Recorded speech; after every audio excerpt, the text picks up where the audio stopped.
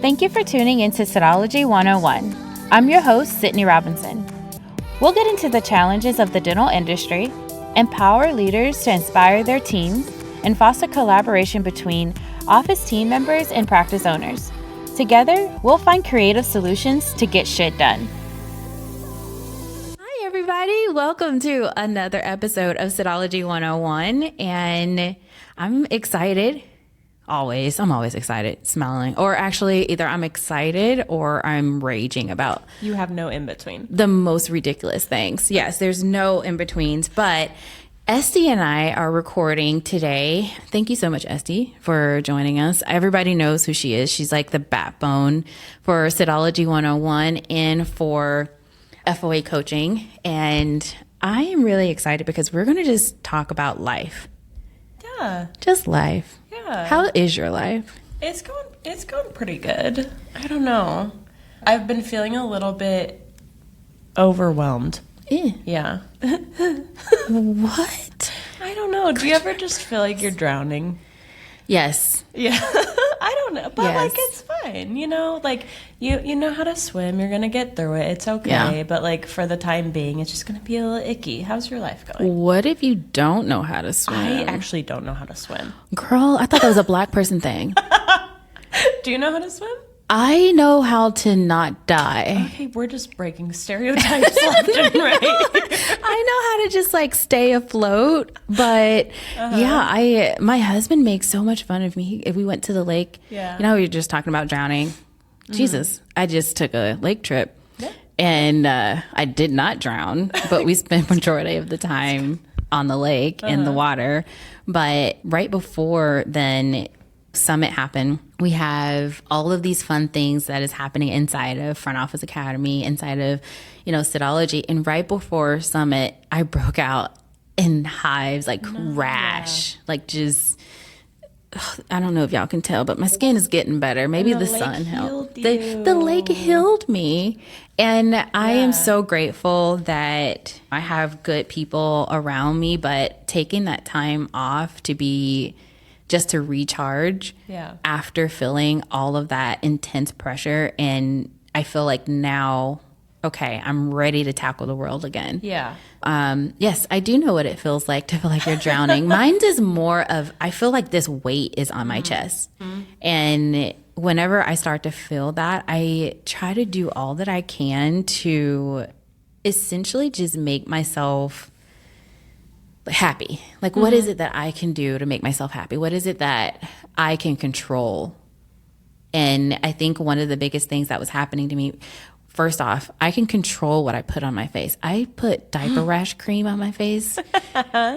I don't recommend doing that before going out, but I think you told me something about diaper rash. I don't think it's supposed to be part of like your morning routine. Well, I try to make it a part of my morning routine. It's supposed to be like a one-off. Oh, well, I was like, I'm breaking out in this rash. I don't want to go to the dermatologist because I don't have time to go to the dermatologist. Who is the time? I'm breaking out in hives. So I put diaper rash cream on my face. I will say it does work. However, I get why it works because the shit doesn't come off. Oh, right. It's No. like caked up on there. It's like, oh my God, why didn't I remember this from when I was with my kid? But when I broke out in that rash, I thought that was pretty funny that I put diaper rash cream. I'm like, I gotta fix it. But I was like, I'm gonna control this narrative. Yeah. I heard that if you put diaper rash cream on your face, it will help clean it up. Yeah. But hey, I don't have a rash anymore. Maybe it was like being decreased in stress.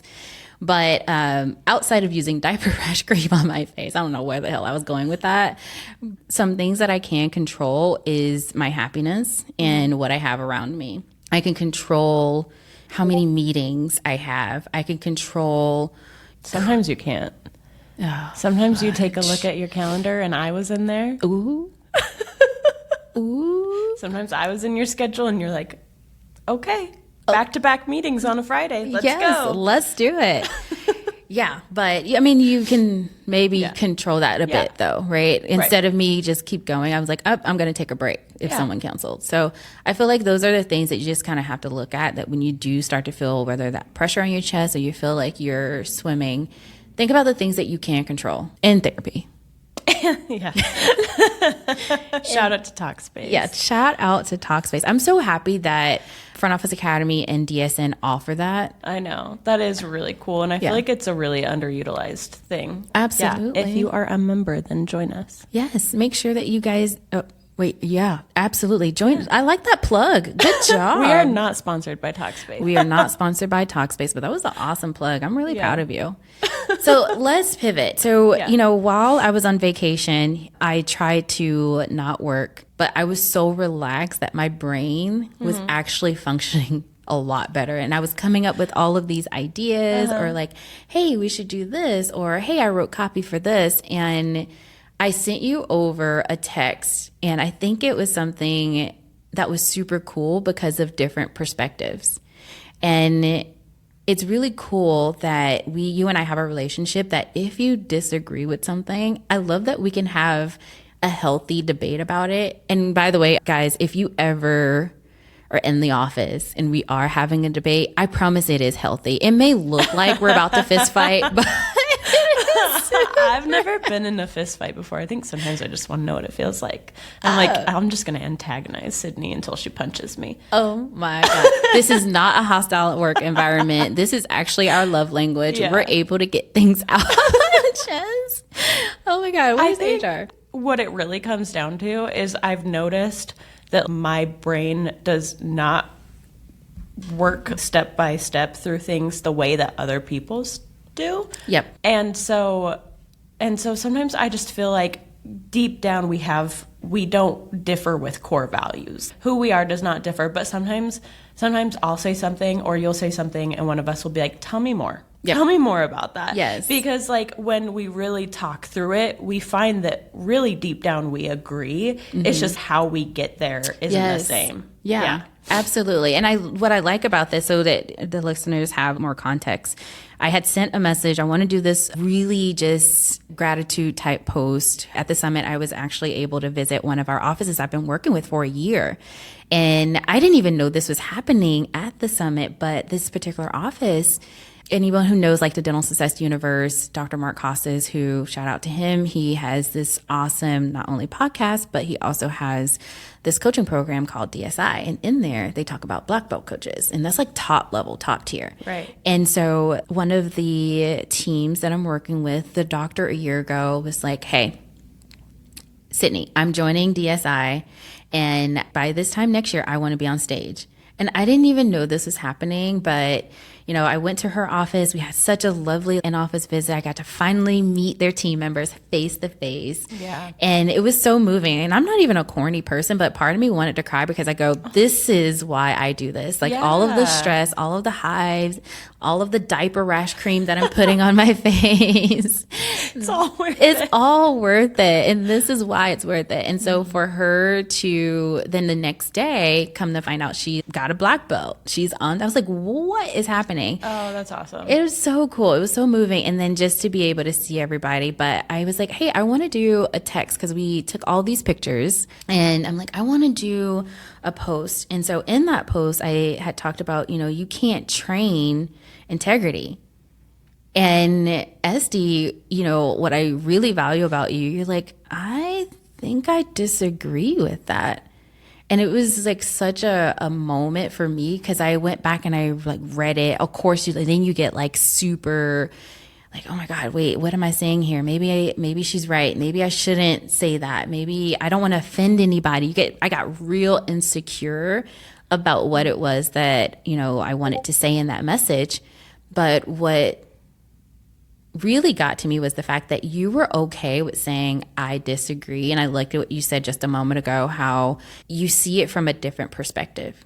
I think really what I disagreed with is you said specifically you can't train integrity and you can't train courage. Yes. And I think that I do agree with you with integrity because integrity is something that you as a person, you have integrity and all of your choices are based off of that. I think that courage specifically is a choice because as a kid, and I don't want to talk any shit here about how I was raised, but I was told a lot that I'm a shy kid. And I was told, like, other people around me were told, oh, she's shy. You're shy. Like, maybe you shouldn't do this because you have a lot of social anxiety and stuff. And so I really had that ingrained in me. And yes, I was a shy kid, but I feel like if I had been taught courage instead, and that is a choice that you can make, I probably would have tried more things, and I would have spoken up more, and I would have made different choices. And so that's something that I try to do with my kids, is that I also have a shy kid, and I have never once told him, you are a shy kid. I said, it's okay if you're feeling shy right now, but like, you can make a different choice. And I feel like, yes, we are not all 6-year-olds. Right. Too bad. I would love to be a 6-year-old. But I think even as an adult, yes, more of those things are going to be ingrained in you, but I've had to reteach myself to choose to be more outgoing and choose to speak up more. Yeah.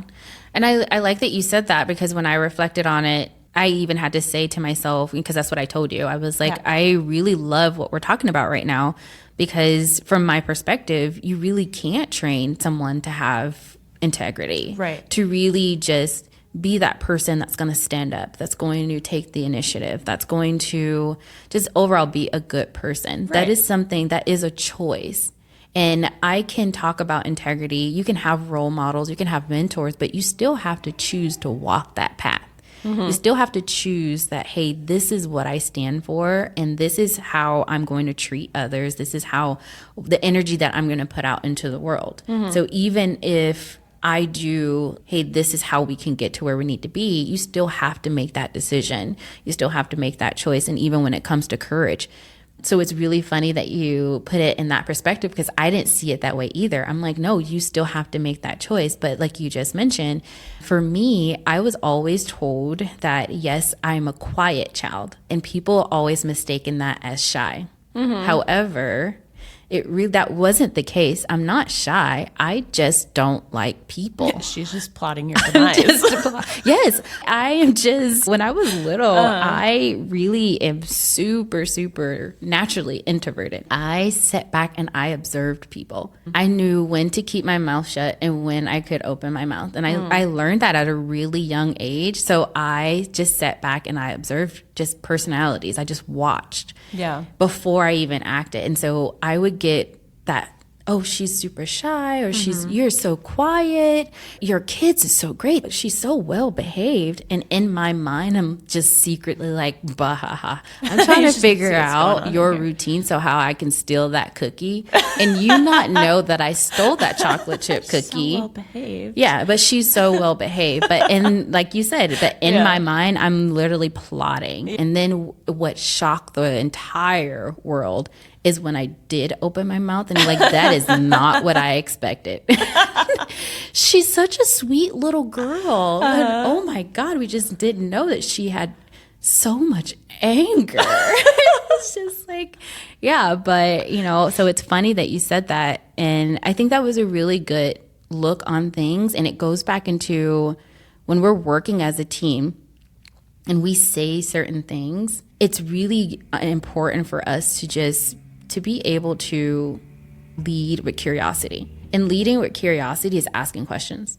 And so even in that whole scenario that we just gave, you was like, Yeah. So tell me more about that. Like, what do you mean by that? And I find that when we're working in the office, we don't do that a lot. Well, we do. Because we know how we do. But when we're talking to other offices, I just see that it doesn't happen. Yeah. And we're talking at our people versus just asking questions. So I thought that was something that I just wanted to, I thought it'd be cool for us to just talk about that. Yeah. Like the different perspectives. What did I say to you? I go, I understand what you're saying. And I still stand by what I said. And I still, essentially, guys, I still stand by what I said. No, I do too. But but I love that we can have like that healthy debate where we're still like, hey, I agree, you agree, but I disagree here, and here's why. But I can respect the fact that you disagree on that. Right. Why can't we do that in the dental office? Yeah, because I mean, when it comes to building your team, really in my mind, integrity is who you are as a person, and courage is more about the choices that you make. And so when you're building your ideal team, you cannot change who somebody is deep down. You cannot. But if they've been squashed a little bit or trained in a different way, then you can break those habits and you can teach them to make different choices, but you can't change the choices that somebody wants to make. Yeah. Girl. Yes, you can't. And that goes back into hiring, right? We were talking about this yesterday, and it was like, well, the questions that we ask is I have them take a test. I ask them about their strengths and weaknesses. And as soon as I hear that, I instantly cringe, because that is something that people can fake. For sure, yeah. You know, it's like that ex-boyfriend that, I say ex because I'm married now, and I found my forever person, but those exes that I'm just like, oh, well, there were flags. There were signs. Right. When we went out on a date and that person ordered for me, or like, hey, no, you should wear this. No. That red flag. Right. Narcissist. But when you ask them about themselves, they're not going to say, well, I'm going to order for you at the restaurant. Right. They're not going to do that. They're going to tell you all those sweet nothings. And so we have to think about how can we pull that out of people when we're interviewing them. And even so, I get asked this a lot. Well, Sydney, I asked all those questions that you told me to ask, and I go, great. Now, when you start to see those red flags, though, did you choose to ignore those red flags? Right, because they gave like a really good answer to that question. Yeah. Or were you just like, you know what, I think they said the right answer, but I'm just going to go. You may have asked the question, but you didn't really pay attention, or you chose to ignore them. Or you've hired that person, and then now they're starting to be someone that they're completely not. And you're like, you have that I can change them, I can save them mentality. You can't, some people can't be saved. No. So it's really funny that when we are talking about integrity, we're talking about courage and just being an overall good person. I think that we sometimes have to take a step back and we have to say, I think I'm the problem. I'm the problem. I let this person on my team who can't own up mistakes, who can't, or maybe they do own their mistakes, but they're really bitchy about it. Yeah. Yeah.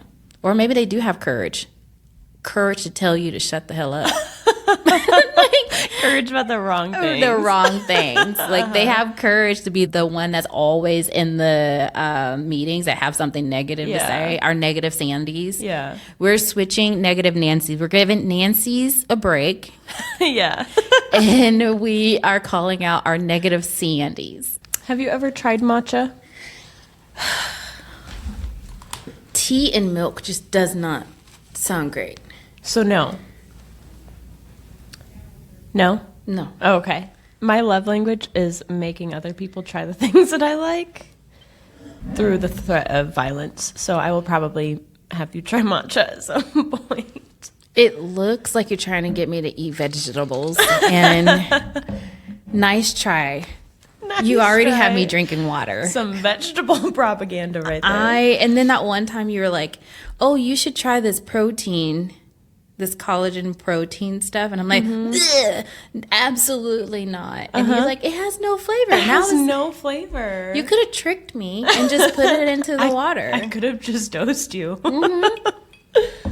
All right, let's do this. All right, so part 2 of this, we had a really good like heart to heart. I love the whole let's open up about, courage and integrity and just different perspectives. You're always like, oh my God, people like you because you're real. Yes. And in my mind, I'm like, no, I'm fucking unhinged. Yeah, but I think people like that. I think as a leader, you have to be approachable and you have to be authentic and genuine, and creating a space where someone can be brave and can have the courage to even be wrong and make mistakes. Yep. And the courage to speak up either on your own team or as you're going into a practice. How do you create a space for people to where when they speak up, it doesn't lead to being shut down and burnout? I think it all goes back to asking questions. I think just to make someone feel comfortable and safe, you have to lead with curiosity. And it's such a cliche. We talk about it all the time. I feel like that's the phrase of the year for me, is leading with curiosity. I don't think you can hear it enough. I don't think you can either. But it's just giving people the opportunity to know that they have a voice.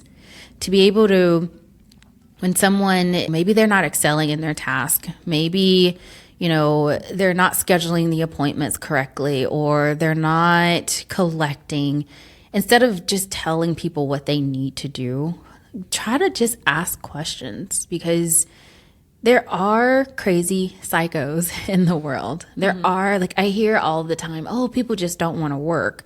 And it's like, okay, but is that a them problem or a you problem? So why do you have people on your team that don't want to work? Or why do you want people on your team that you have to consistently repeat yourself?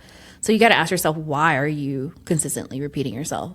Then you got to go to that team member or try to reevaluate and ask the question, well, walk me through the process.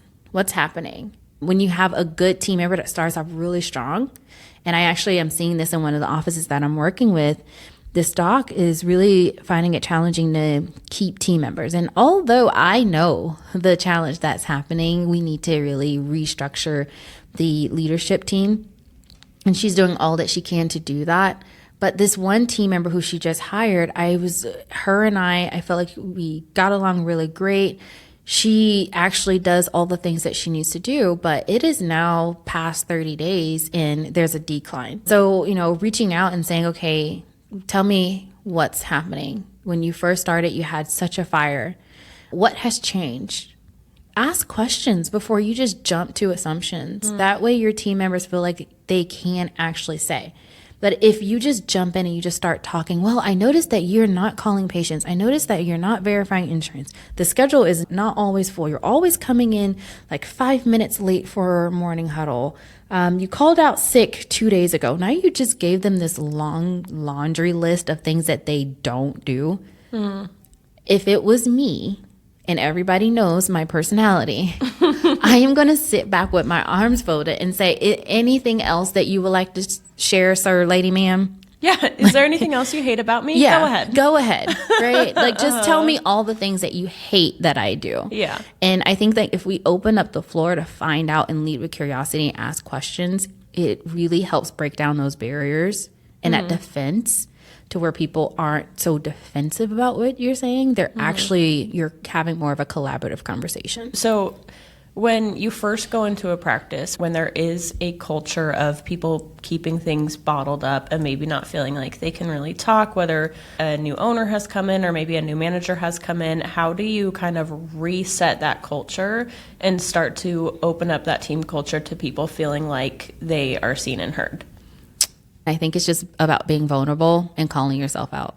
As a coach, I have to spend at least the first couple of weeks building relationships with team members to a point where I have to show them that I am a human being. I make mistakes. I don't have all the answers. I'm not coming into the practice to coach or consult.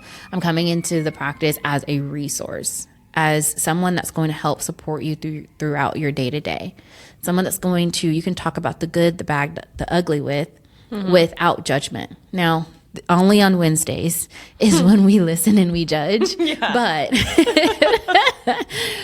no, I want to make sure, like, as a coach, quote unquote, that is my goal, is to be someone that's supportive. I want to be able to have a margarita with you, but you still feel safe and comfortable to talk about the good, the bad, the ugly. And the only way we're going to do that is by me showing you that I'm not perfect. And I think sometimes we get like this ego thing too. Like, get rid of it. It's the fuck, why? Excuse my language, listeners, but that hit me really deep. It doesn't do anything for anyone. Nobody. No. Absolutely nobody. Like, what? For what? Like, okay, we understand you have a bachelor's or a doctorate, or you may have been doing this for over 20, 30 years. That's great. And no one wants to diminish that in any kind of way. No, I don't want to belittle that. But at the end of the day, if you're going to relate to your team members, you have to be relatable. I can't relate to somebody who thinks that they know everything, because do you know how to convert a PDF? It is a crazy, crazy attitude to have, to basically say to your team, I am the peak. Like, I am the peak of knowledge. Yeah. You cannot go anywhere but down once you get to my level. Are you Jesus? Exactly. Like, exactly. There's always something to learn and something to improve. Absolutely. Like, you're not God or whatever you believe in. That's a higher power. I mean, Superman, I guess. I don't know. Whatever you believe in, like, you got to check that ego at the door. You got to be vulnerable. You have to be relatable to your team members. And as someone that want to be supportive, I want them to know, and I say it in almost every single call. Look, I don't have all the answers, but I will find out. Yes. I will use ChatGPT. I will Google. I would try to figure this out. And we may not have the answer today, but I think to answer that question, you have to be open and vulnerable with your team members and be a real human being. You didn't get to where you are by being a dick. Yeah. I mean, I take that back. Some mofos actually did get to where they are. It served them well. It served them really well. So you say a lot that things really changed for you and helped reframe your mindset when you and your leaders, which was Mark Costas at the time, were consuming the same content. So bridging that gap between front office to office managers who are kind of in the mix of all of it to the leaders, what top 3 resources would you tell everybody to consume together as a team right now? Ooh, on the spot. I love it. Let's go. Let's fucking go.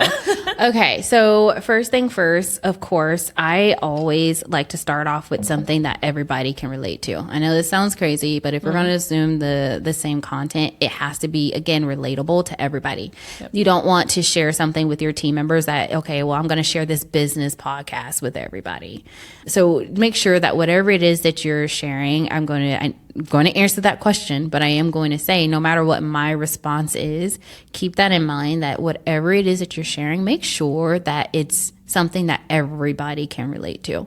Yeah. So if I had to just put out, the resources, my top would be How to Have a Good Day. That is like definitely one of my favorite ones. I also like Extreme Ownership. Any content that has Jocko in it, I'm for it. I just love his voice too. Oh my gosh. She just recommends the audiobook. Just the audiobook and any of his podcasts, or you're listening to him when he's speaking. I need to actually find a clip of him just saying Sydney. He said your name? He's never said my name. Oh. I want him to say my name. In what context? Just slow and steady. We met, so he was at the summit last year, and he was one of the keynote speakers. Because I was so busy, really cool. I did not get a chance, and I heard him say Julia and almost died. I was walking past, I was like, oh, okay, just trying to get a pulse on where the line was so I can get my stuff signed or whatnot, and then I can get my photo. And I walked past really quickly, and the team was getting their photo, and I heard him say Julia's name and turned around, and I was like, how do I get that? How do I get that? How do I get him just to say I wonder my if name? he does cameos. Oh, we should look into that. Yeah. Okay, I derailed and I digress. And I don't know, listeners, sorry if that got inappropriate real quick, but I'm just saying, if anybody knows Jocko Willink, who is the co-author and author of Extreme Ownership, and you can get him to say my name, I would be just so grateful for you. Anyway, so that will be my second book and or any of the resources that he's talking about. And then there's the book, The Ideal Team Player, which is another good one. And I pronounce his name wrong all the time, so please forgive me when I say this, but his name is Patrick Lencioni. I tried, and I know I just butchered that, but that is that was something that was really good that I feel like worked for all team members. Okay. And then, of course, when we talk about consuming content, I mean, it doesn't have to be these big names. It could be a podcast or something like that you came across. There's some offices that are religious, and everybody, I think I had told you the story while we were having some drinks, that I work for a Mormon doctor. And they would come in and they would have some really great resources for their team members. I mean, although I'm not Mormon, but I found it interesting. But everybody kind of shared something. And so that's another thing is, don't be the one who always is read this book. Ask your team members. There's another good one called The Power of Moments. And that has been recently like one of the biggest things that I've been practicing. And my biggest takeaway from that, and I think I've always lived my life by this, is that every moment has a purpose. And it's up to you of how you choose to react, respond, or live by that purpose. If something crazy happened to me, whether it was good or bad, like what was the outcome? How did that affect my life? What was the purpose of all of that? I find that sometimes we forget that in the practice too. Like everything has a purpose. Every single moment is a learning moment. It's an educational time where we can say, oh, you know what? This is what went well. Let's keep doing this. How can we replicate that? Or things didn't go great. Okay, what didn't go great about it? Instead of going back in and saying, oh, our schedule fell apart and Sydney was out sick and we just made it. Okay, what is it that we could have done differently? Well, if our schedule fell apart, Sydney was out sick, we're down a DA, then maybe next time what we could do is if we have 24 hours, we can maybe try to get a temp in. We can try to condense the schedule. We can focus on, instead of focusing on trying to get the schedule filled, we can focus on same day treatment, because the more patients that we add, keep in mind, we're down a team member. So it's just like, how can you learn from those moments and the power of each moment and how it affects each and every area? So that's something that I was reading. I think that was one of our books last year that as a company we read. Oh, but you guys had a book club? We do. We have like a whole, don't tell Mark, but I am so behind on our books because I've been distracted by my naughty books. So yeah, but yeah, I'm kind of behind. You're like, Mark, there's no smut in these. There's no smut. Do you know that? There's no werewolves. There's shapeshifters, dragons. No, nothing. There's nothing. It's all about moments. What? No, I'm kidding. But no, so I also feel like we, as leaders, don't be the one that always pick the content. I like that. Switch it up. That's Estie, fun. it's your turn. You know, Julia, it's your turn. Yeah, office book club. Or even a show. Or that one time as a company we went to, and this isn't for dentistry, we went to a marketing like tech convention, and I just threw that in the hat. I was like, I don't know, we can learn something. But I swear we went there and we had so many takeaways that we just implemented. Like all of the AI stuff has completely changed my trajectory of everything. So yeah. So Sydney, if you were a fruit, which fruit would you be? Ooh, pineapple. Oh yeah? Yeah, I'm deathly allergic to them, by the way. So they're, I guess, delicious but deadly. Yeah. To me. Just you. I like it. A little bit Tasty. Spiky. A little bit spiky. Sweet on the inside. Yep. I like it. Rough exterior, have a weird shape. It's kind of difficult to hold. Yeah. But we love it once we get See, that's why I think I would be a pomegranate, is because they're so beautiful, but just so difficult. Yeah. Just difficult. And like, why? Yeah. Why? How am I supposed to eat this? I don't know. And the seeds. Yeah. No, like a fruit that's just 99% seeds. Yeah. Yeah. I don't even understand Right. it. But they're so pretty, and then you're just like, oh, fuck this. And you just put it in the you trash. just put it in trash. Just get rid of it. It's complicated. That's a really great question. And I may have to put that down as one of our interview questions. Yeah. Like, if you were a fruit, what fruit would you be? And I love that you and I both chose like the most difficult right. fruit. Where it's just like, oh, that sounds good, but I am not willing to work with that. Yeah. If someone else can prep it, yes, like juice it, milk it, whatever you do to it, that got weird. Then you know what? What fruits are you milking? I don't know. Well, you would.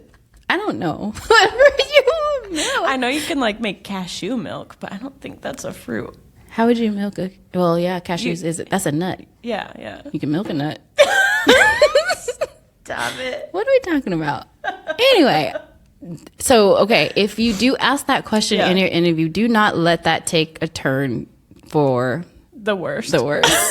But that was a really good one. I'll be surprised at what others, like how they socialize themselves. Because if I had to picture myself as a fruit, pineapple.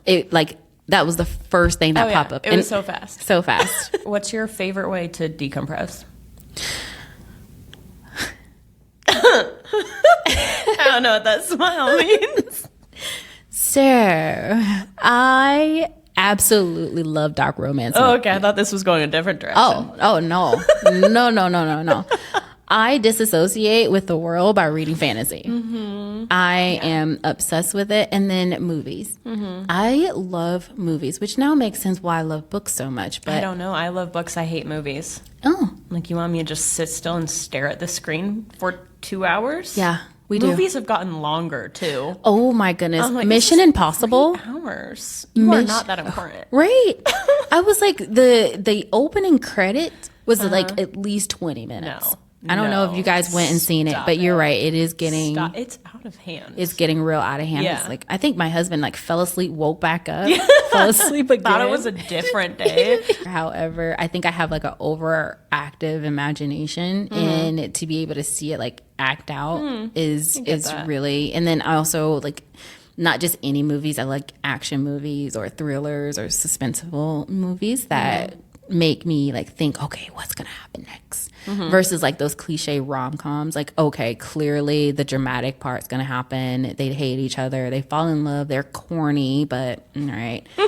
Magically no one dies at the end. I need the main character to die at the end. That's the movie I'm looking for. I don't want anybody to have a happily ever after. Do not have a happily ever after. I know. I'm starting to sound real crazy right now. You are jaded. So jaded. But hey, that's me. That's what you get. That was a good question. I love that. Thank you so much for chatting with me today. Yeah. I like the reverse interview psychology type in the thing. hot seat now. Yeah. I am in the hot seat. But this was really fun. I like to just... I know we don't really have episodes like this where we just kind of shoot the shit a little bit and we just start talking about stuff. So this was actually pretty cool. Thank you everybody for tuning in. And Estie, thank you for like, hey, let's do where we just get to know Sydney. Like, who is Sydney and all the weird things that we talk about. So thank you for that. Yeah, of course. Yeah. Thank you. Well, thank you everybody for tuning in to another episode of Sydology 101 where Estie Robbins and I, you know what? I love that your name is so close to my name. I hate it because I accidentally write my last name as your last name when I'm like filling things out for you. I'm like, whose name is whose? See, perspective. I'm like, I love it. You're like, I hate it. I'm addressing something. I'm like, who am I? Am I Robbins or Robinson? I think one time we were like checking into a hotel and someone was like, oh, are you related? And I was like, oh, that's so cute. Not how that works though. But yeah, Estie, thank you so much for joining us. And thank you everybody for tuning into this episode. And we will see you next time. Bye. This has been another episode of Sydology 101. Today's episode was sponsored by FOA Coaching. If you would like to find out more about team training or personalized coaching, visit foacoaching.com. Also, make sure to follow us on Instagram at Sydology 101. Until next time, friends.